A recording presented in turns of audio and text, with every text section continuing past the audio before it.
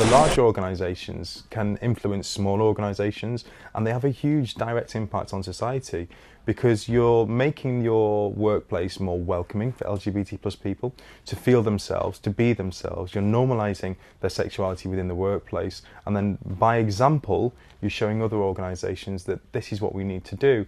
In doing that, in making places feel safer to work for your employees, you're making happier workforce, a more productive workforce, and also you're contributing towards society. I'm pleased to see that the world has moved on for how it was 5 years ago, how it was 10 years ago.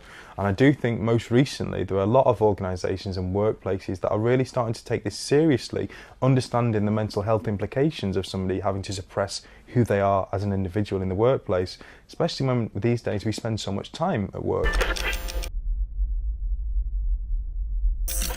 So I personally would say that I'm pleased with the fact that organisations are recognising their responsibility, are becoming more inclusive, and are wearing that on their sleeves. They're outwardly promoting to the world that we are an LGBT plus inclusive employer. My background, I come from a commercial background, so that's how my career started.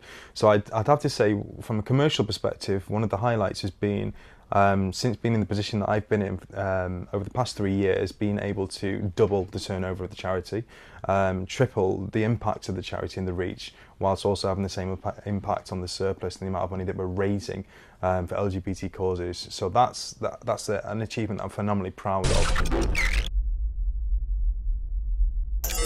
So for me, one of the biggest achievements is being part of the largest LGBT plus event in the UK, and walking out to see the tens of thousands of people that line the streets of the Manchester Pride Parade each year. For me, it's a huge achievement to be the person who's responsible for the overall delivery of that. I'd probably say when I started, the organisation was in quite a bad way reputationally, and certainly fundraising capacities had been massively reduced through our activities. So the most challenging thing was to turn the organisation around in those early days and to get people to re-engage with us and then to trust our plans moving forward. It's always difficult to regain somebody's trust if they've become disillusioned with an organisation.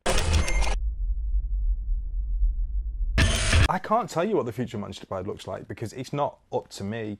Like I've said, I feel privileged to hold the position of CEO here at Manchester Pride, but I don't own it. Manchester Pride belongs to everybody that wants to be associated with it, and our future will be determined by what our communities, what LGBT plus people want from us, and what any stakeholder involved with the organisation feels that they want from Manchester Pride. So the future's not set, the future's to be seen.